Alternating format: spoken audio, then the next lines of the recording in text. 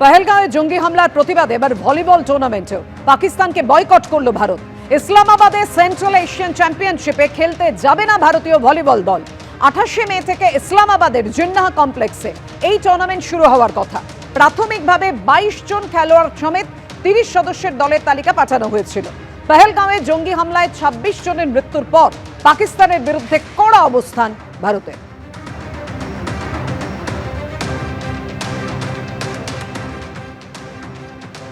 পহেলগাঁওয়ে জঙ্গি হামলার জের ব্রিটেন সফর পেছলেন সলমান খান। 4 ও 5 মে ম্যানচেস্টার ও লন্ডনে অনুষ্ঠান করার কথা ছিল সলমান খানের।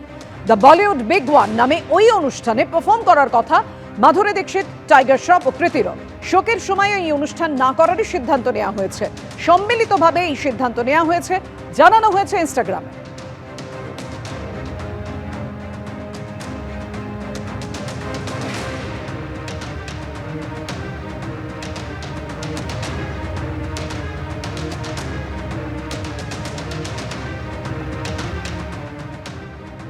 এক মাসের মধ্যে ইন্ডিয়ান মুজাহিদিন জঙ্গি আমির রেজা খানকে আদালতে হাজিরের নির্দেশ।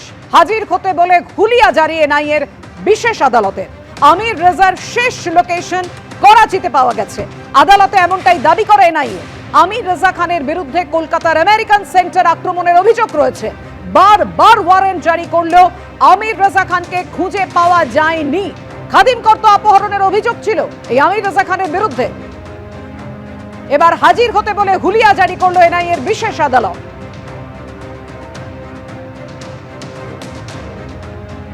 পরের খবরে আসছে, অক্ষয় তৃতীয়ায় দীঘায় জগন্নাথ মন্দিরের উদ্বোধন। শেষ মুহূর্তে প্রস্তুতি খতিয়ে দেখতে দীঘায় পৌঁছেছেন মুখ্যমন্ত্রী মমতা বন্দ্যোপাধ্যায়।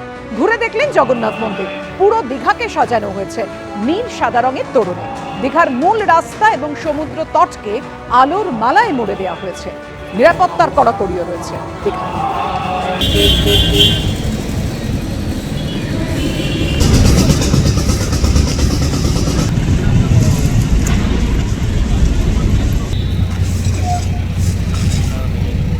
দীঘায় যেহেতু একটা সমুদ্র আছে এবং সমুদ্রে লোকে বেড়াতে আসে, এখানে একটা তীর্থস্থান হলে পর্যটকদের আকৃষ্ট করে। আর আমি মনে করি যে দীঘা সৈকত সরণিতে যে জগন্নাথ ধাম তৈরি হয়েছে, এটা হাজার হাজার বছর ধরে বাংলার স্থাপত্য, বাংলার যে নতুন প্রজন্মের জন্য, পুরনো প্রজন্মের জন্য বা এখনও যারা আছে সবার জন্য নতুন একটা কৃষ্টি, একটা সংস্কৃতি, একটা সম্প্রীতি, একটা মিলিত হওয়ার, একদিকে আধ্যাত্মিকতা, আধ্যাত্মবাদ, অন্যদিকে সম্প্রীতি, সবারই আহ্বান। রাজ্যের সর্বধর্ম সমন্বয় লক্ষ্য বললেন মুখ্যমন্ত্রী মমতা বন্দ্যোপাধ্যায়। কি বলেছেন অধীর রঞ্জন চৌধুরী, রাখবো আপনাদের সামনে।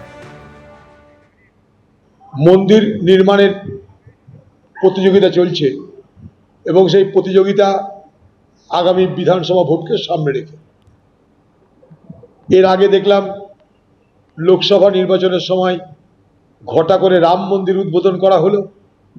এখানে বাংলার মুখ্যমন্ত্রী সে বলছে আমিও পারি। জগন্নাথ মন্দির তৈরি হলো সরকারি টাকায় সমুদ্রের ধারে। মোদি আর মমতার মধ্যে এখন মন্দির নির্মাণ নিয়ে তু মাই চলবে। উদ্দেশ্য হচ্ছে নির্বাচনের আগে হিন্দু ভোটকে অনেক বেশি করে তাদের পক্ষে নিয়ে যাওয়া, এই হিন্দু ধর্মকে, হিন্দু মন্দির প্রতিষ্ঠার মাধ্যমে এই ভাবাবেগকে জাগিয়ে তুলে।